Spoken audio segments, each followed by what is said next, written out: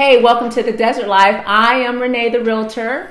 It is always good to see you. Happy holidays and Merry Christmas to you. Christmas was yesterday, and this is the time of the year where we usually spend time with family and friends. And I really hope that you've had a wonderful time with your family and friends. And I can't believe that this year will be over in less than a week. It's crazy. 2022 is just less than a week away. So with that being said, I pray and hope that 2022 will be full of blessings for you, okay? Now, this is going to be my last video for 2021, my last YouTube video and my last market update. But I'll be back next year stronger than ever with the Lord's will and giving you guys more information. So today we are going to talk about my projections. It's actually going to be a recap on my projections for 2022. Then I'm going to give you one piece of advice that you may want to consider as you head into the next year. And then we'll look at our numbers for this year, all right? So real quick, a recap on my 2022 projections, just in case you missed it. I did talk about this on my last market update a few weeks ago. I believe that the market is going to stabilize, and here's why. The Feds have finally announced last week that they are going to raise interest rates 3 times next year, the first one as early as March. Now, they also talked about they foresee increasing interest rates 3 times in 2024 or 2023, and then twice in 2024. So this is going to affect our mortgage rates, which in turn is going to be more expensive to borrow money. So I believe that this will cause the market to stabilize. I believe the demand will still be there, but I believe that it won't be as crazy as it has been these last 2 years, okay? So demand will still be there. Supply, we may see an increase in supply. However, with supply being so low for so long, if we do see an increase in supply, it's going to take some time to catch up. So it's going to still be a seller's market. That's my overall projection, that it's still going to be a seller's market in 2022. However, I believe that it's not going to be as crazy as it has been the last 2 years. Now, I wouldn't be surprised if we see a surge in demand in the first quarter, because interest rates, we're at about 3.25% for mortgage rates right now, which is still not bad.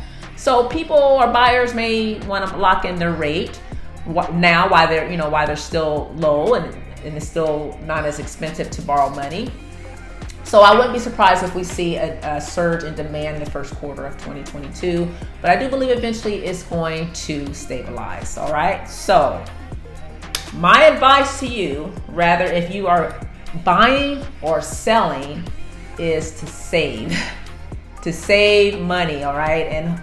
And hopefully you save it, or I should say I recommend you saving your money in a high interest bearing account, because inflation has decreased the value of our dollar. And so if you can save as much as you possibly can, you just never know when something's going to happen. That's my advice, is to save some moolah. Okay. All right. So now I do want to talk about what this year has looked like as far as our numbers. So our active listings are down 17% from last month.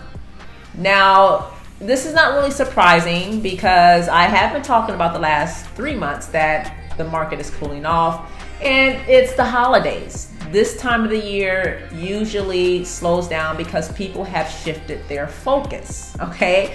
So it's not surprising that we do see the active listings down from last month, but they are down 17% from last month. They are down 13% year over year. So we are seeing less. This just means we're seeing less homes on the market right now. All right. So then when we look at our pending listings, now let me explain real quick the reason why I like to look at pending listings. Now, I did explain in my last video what a pending listing is. It's a pending listing is a listing that has an accepted offer, but it has yet to go through escrow. Now, the reason why I like to look at pending listings is because it gives us a better idea of what the market looks like. because we can look at the active listings. I think looking at the active listings is good, but homes can fall off. We can get expired listings. So an active listing doesn't always go to pending status. So when we look at the pending listings, it really tells us what's going on with the market. So our pending listings were down 11% from last month. So we're seeing less activity, but we're up 8% from this time last year. All right, so we're seeing less activity on the market, just a cool down. I believe that this trend will probably continue as we head into 2022. Keep it in mind, again, that we may see a surge in demand the first quarter of next year. Now, I like to also take a look at our days on the market. So our days on the market, this kind of gives us another idea of the overall health of the real estate market here in Phoenix. So our days on the market, as far as active listings go, they are up from 15%. They're up by 15% from last month. This is good for buyers. So what this means is listings are spending more time on the market. So they're up 15% from last month. This gives buyers a little bit more breathing room. I mean, inventory is still low. Days on the market is up. So it gives buyers a little bit more breathing room. All right. And then our days of inventory. This is just our supply. This has to do with our supply. We're down 17% from last month. Less homes on the market. Okay, kind of just confirms the previous data that we just discussed. So the days of inventory down 17% from last month and down 9% year over year. All right, so supply is we're seeing less of supply. All right, so the other piece of information I want to look at, as a matter of fact, let's take a look at this chart. This is the closings over or above list price. So right now, the percentage of homes that close over list price. So let me explain this real quick. Close over list price means we have a home, let's say it's priced at $300,000 and it closed at $325,000. All right, so that means it closed over what it listed as. So for December, it's at 42%. So 42% of the homes closed over list price. And then in November, it was 45%. So that means 45% of the homes closed over list price. So take a look at the arrow, that black arrow, that's actually June. So in June, the percentage of homes that closed over list price was 60%. And as you can see, it's a downward trend. As we go from June, July, August, and currently up to December, it has gone down. So less activity. The market has just cooled off over the last quarter. I say the fourth quarter of 2021.